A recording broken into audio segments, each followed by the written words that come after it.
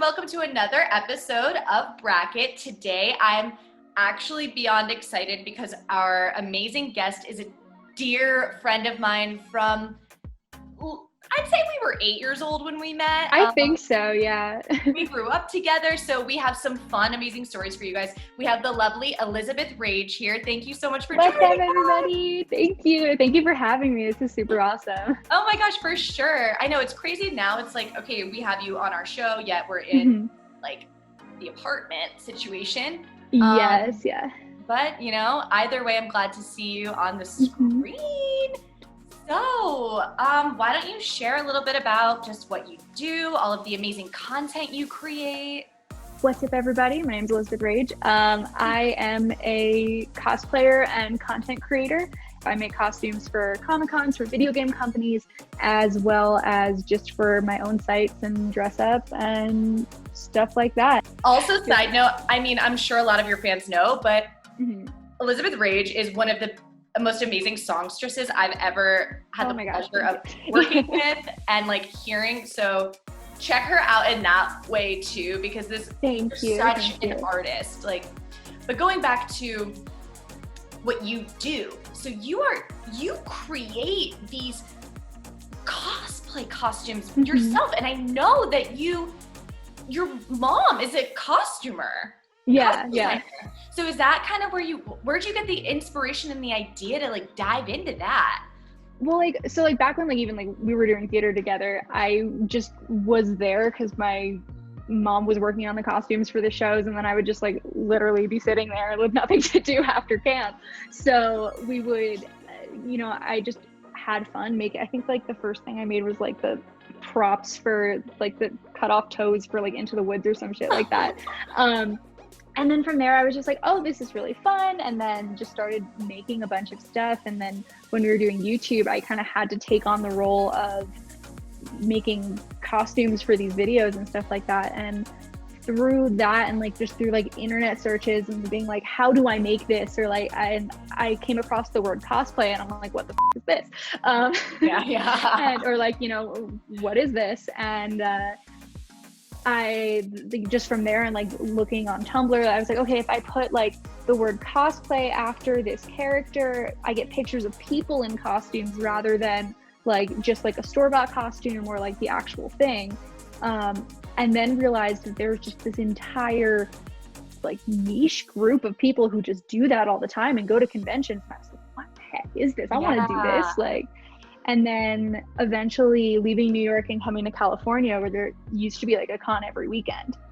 So it was okay, I can actually just make costumes, show up at this thing, people want to take my picture, and then I post them on the internet. What was interesting and a struggle with that is that because cosplay started out as a hobbyist niche, I went into it as okay, I'm gonna see if I can make a living just playing dress up and seeing if I can just make costumes and show up at these things and then have that be my job, because that sounds really fun. But because of that, I definitely faced a lot of is this I was no, this is a job for me. I'm doing this as a job. I love it and I think it's really fun and I love doing it with other people and being in groups and collaborating on stuff. But it is just always been this is a career path for me instead of something that I do for fun, because it's really stressful. I actually don't know how people just do it for fun, because it stresses me out so much. You have such a talent in literally creating the costumes from your brain and just seeing a photo, and then I've seen them, they're absolutely perfect and they just fit you so well and you look so hot. I feel like you're not just a costume designer, because you're such a talented human too. You are a entertainer. All right, everyone. So I'm super excited to find out Elizabeth Rage's top picks. Okay. So first off, we have Arya Stark versus Hodor. When I was filling this out, I was I don't know if this is asking just my favorite character or who would win in a fight. So so I kind of went on with both things in mind, and so Hodor's a really cool character because he doesn't say anything throughout the entire series except for his name, Hodor. Hodor. Hodor. Hodor. you find out why like late in like season 6, I think. And it's like a huge reveal of like why he's like only able to say his name and like what that actually means. I'm not gonna spoil it for anybody who hasn't seen it, but I had to go with Arya on that one just because her journey is just so vast and she's just like such a cool character. And such a cool character. It starts out as a young girl and just has to grow up super fast because of everything that happens and like just be a badass through the entire thing. Then we have Jon Snow versus Tormund Giantsbane.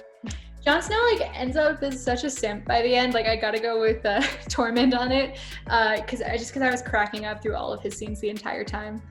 All right, so now on the top right-hand corner we have Tyrion Lannister versus Jorah Mormont. Okay. Sir Friendzone. I think I gotta go with Tyrion though, just because his overarching whole storyline is like. Love that guy. And like, we don't need a friend zone anymore, so. No, we don't, yeah. He just like, could have, not been a weird old guy the entire time. Yeah, the old man.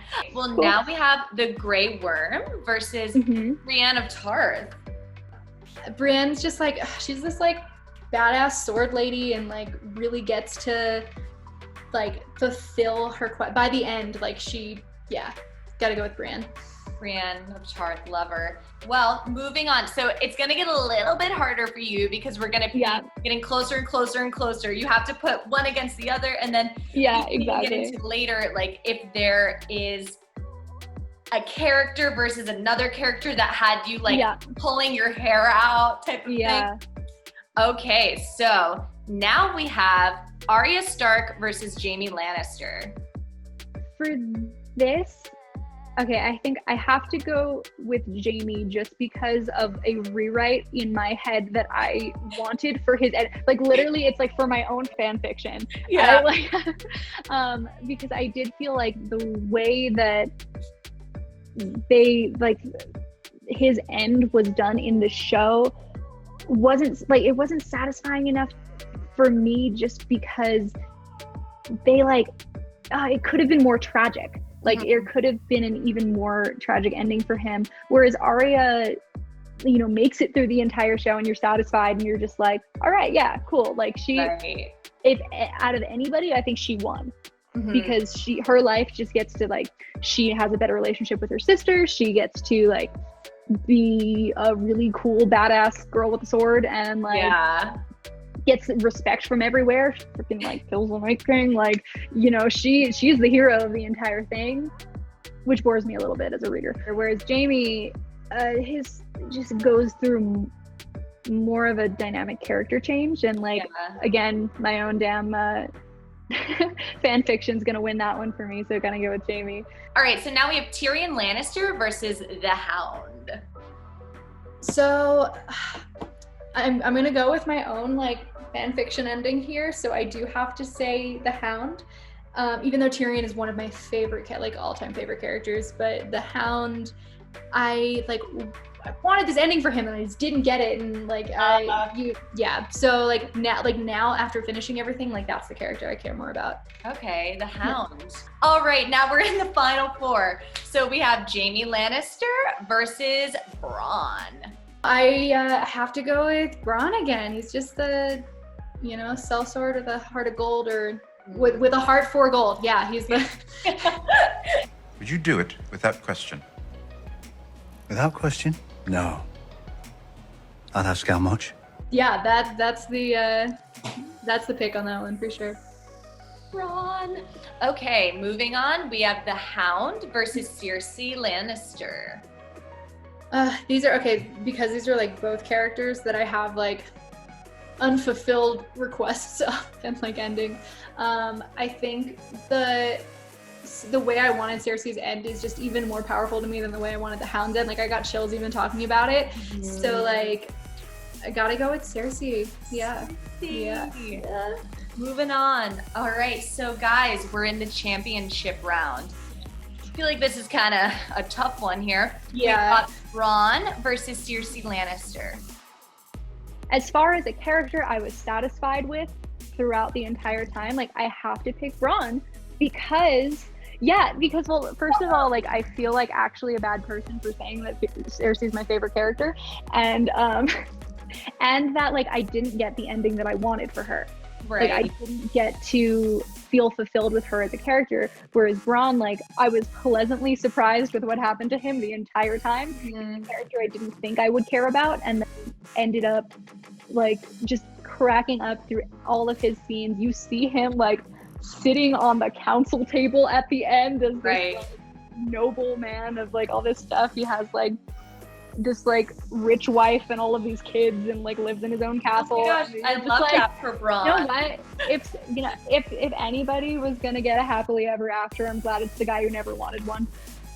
Braun of the Blackwater, formerly of whatever nameless shit heap you're from, with a saddlebag full of gold, complaining about not getting paid. I would never have thought Braun would have been the choice, even after the descriptions. And like maybe even like if like, other characters were stacked up against each other, like maybe the bracket would have been different. Right. But when it came down to it, like with those options, I was just like, no, this guy was probably like my actual favorite king. Like I didn't get to put, because Braun and Tyrion are characters who work together the whole time, and Tyrion on the other hand, like if he was like, he ends up with the position and the power that he wanted, but not in the way that he like ever expected. He's like, I hate this. Can I please just leave and live a simple life? And they're like, nope, you're stuck here. Yeah. Wow. All right, guys. So those are all of Elizabeth Rage's picks for Game of Thrones. I feel like there's so many interesting fun facts that you were able to do in there for us. So Liz, do you have anything else to say to our viewers? Thank you for having me here. If you want to see my cosplay and stuff or my butt, go on to Instagram.com/ElizabethRage, and all of the links are there for you.